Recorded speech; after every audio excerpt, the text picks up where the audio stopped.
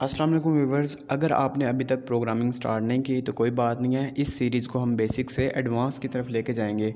तो सबसे पहले बात कर लेते हैं कि अगर आपने अभी तक आपके पास कोई बेसिक नॉलेज नहीं है तो हम इस वीडियो के अंदर आपको बेसिक नॉलेज के बारे में बताएंगे कि आपको प्रोग्रामिंग से पहले आपके पास कितनी बेसिक नॉलेज होनी चाहिए। तो सबसे पहले बात करते हैं कंप्यूटर की। कंप्यूटर क्या है? कंप्यूटर एक इलेक्ट्रॉनिक डिवाइस है जो बहुत से मल्टीपर्पज़ के लिए यूज़ होता है, यानी कि हर जगह आपको पता है कंप्यूटर आजकल हर जगह इस्तेमाल हो रहा है। यहाँ तक कि मेडिकल के अंदर कंप्यूटर यूज़ हो रहा है, कारोबार के अंदर कंप्यूटर यूज़ हो रहा है। और ये सामने आपके कंप्यूटर की डेफिनेशन है, तो ये थ्योरी के तौर पर भी इस्तेमाल हो सकती है। तो कंप्यूटर के दो पार्ट्स होते हैं, हार्डवेयर और सॉफ्टवेयर।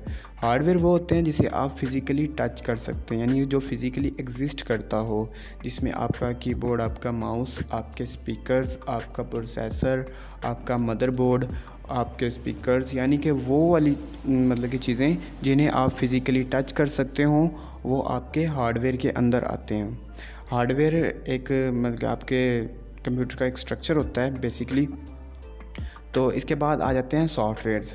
तो सॉफ्टवेयर सेट ऑफ इंस्ट्रक्शंस होती हैं, यानी कि बहुत सारी इंस्ट्रक्शंस को मिला के एक सेट बनाते हैं, तो उसे हम सॉफ्टवेयर कहते हैं, यानी कि जो मल्टीपर्पज़ के लिए यूज़ होते हैं। सॉफ्टवेयर दो तरह के होते हैं, एक होते हैं सिस्टम सॉफ्टवेयर और एक होते हैं एप्लीकेशन सॉफ्टवेयर। तो पहले बात करते हैं सिस्टम सॉफ्टवेयर की। सिस्टम सॉफ्टवेयर वो वाले सॉफ्टवेयर्स होते हैं जो मतलब कि दूसरे एप्लीकेशन सॉफ्टवेयर को चलाने के लिए हेल्प करते हैं, यानी कि ये बहुत सारे काम कर सकते हैं। एक किस्म के ये ऑपरेटिंग सिस्टम होते हैं, यानी ये होती ही ऑपरेटिंग सिस्टम है जिसमें आपकी विंडोज़ जो आप हर कंप्यूटर के अंदर यूज़ होती हैं, तो वो विंडोज़ हो गई, मैक हो गए, लिनक्स हो गई, और उसके बाद रेड हैट हो गए और मुख्तलिफ और सारे ऑपरेटिंग सिस्टम है। फिर बात आ जाती है एप्लीकेशन सॉफ्टवेयर की। तो जो एप्लीकेशन सॉफ्टवेयर होते हैं उनका काम होता है स्पेसिफिक पर्पज़, यानी कि सिर्फ एक काम करना, वो स्पेसिफिक चीज़ के लिए बनाए जाते हैं। For example VLC media player की बात करते हैं तो इसका काम है सिर्फ ऑडियो और वीडियो को चलाना, इसका एक स्पेसिफिक काम है। तो इस तरह ही एप्लीकेशन सॉफ्टवेयर वो स्पेसिफिक पर्पज़ के लिए बनाए जाते हैं। तो सिस्टम सॉफ्टवेयर और एप्लीकेशन सॉफ्टवेयर में ये डिफरेंस है। तो फिर बात करते हैं प्रोग्राम कि प्रोग्राम क्या है।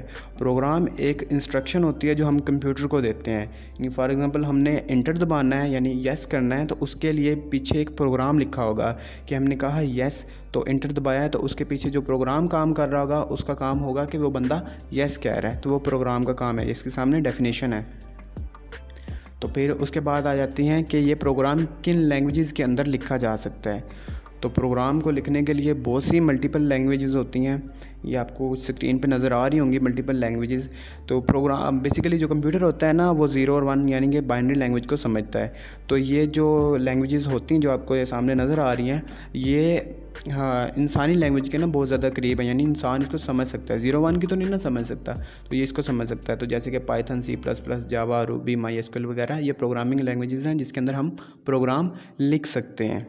तो फिर उसके बाद आ जाता है इनपुट प्रोसेसिंग एंड आउटपुट, यानी कि ये एक किस्म का एक फ़ेज़ है कि हम कंप्यूटर को इनपुट देते हैं, फिर वो जाके प्रोसेस करता है और फिर हम उसके आउटपुट देते हैं। फॉर एग्जांपल हमने कोई सॉन्ग चलाना है, सॉन्ग चलाने के लिए हम पहले कंप्यूटर को यानी कि उस सॉन्ग पे जाके एंटर करेंगे, यानी कि हम उसे एंटर की इनपुट दे रहे हैं। वो उसको जाके सॉन्ग को ढूंढेगा और उसको कमांड देखेगा कि वो उसको एंटर यानी प्ले के लिए कहा गया है, वो उसकी प्रोसेसिंग आ गई, फिर उसके आउटपुट उसको चला देगा। उसके बाद आ जाता है प्रोग्रामिंग प्रोसेस, यानी प्रोग्राम हम किस तरह लिख सकते हैं। प्रोग्रामिंग प्रोसेस असल में है क्या? प्रोग्रामिंग प्रोसेस है कि पहले प्रोग्राम की यानी रिक्वायरमेंट एनालाइज कि आपने किस तरह का प्रोग्राम लिखना है, वो प्रोग्राम की यानी कि है क्या। आपने कैलकुलेटर बनाना है, आपने कोई मोबाइल एप्लीकेशन बनानी है, कोई डेस्कटॉप एप्लीकेशन बनानी है, उसकी यानी रिक्वायरमेंट क्या है। फिर रिक्वायरमेंट के मुताबिक फिर है डिज़ाइन के बाद यानी कि आपने उसको बना लिया, फिर इम्प्लीमेंटेशन आ जाती है कि आपने उसको प्रोग्राम को इम्प्लीमेंट कर दिया, फिर टेस्टिंग आ जाती है, यानी कि वो जो सारा आपने पीछे किया उसको टेस्ट करना है, यानी जो आपने प्रोग्राम लिखा है।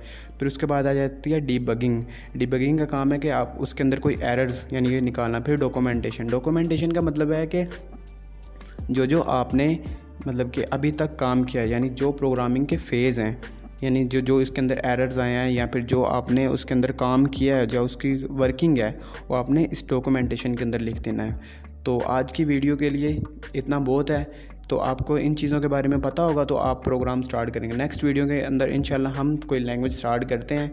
तो आप हमारी वीडियो को लाइक करें, हमारे चैनल को सब्सक्राइब करें और हमारे साथ बने रहें। हम इसको एडवांस तक लेके जाएंगे।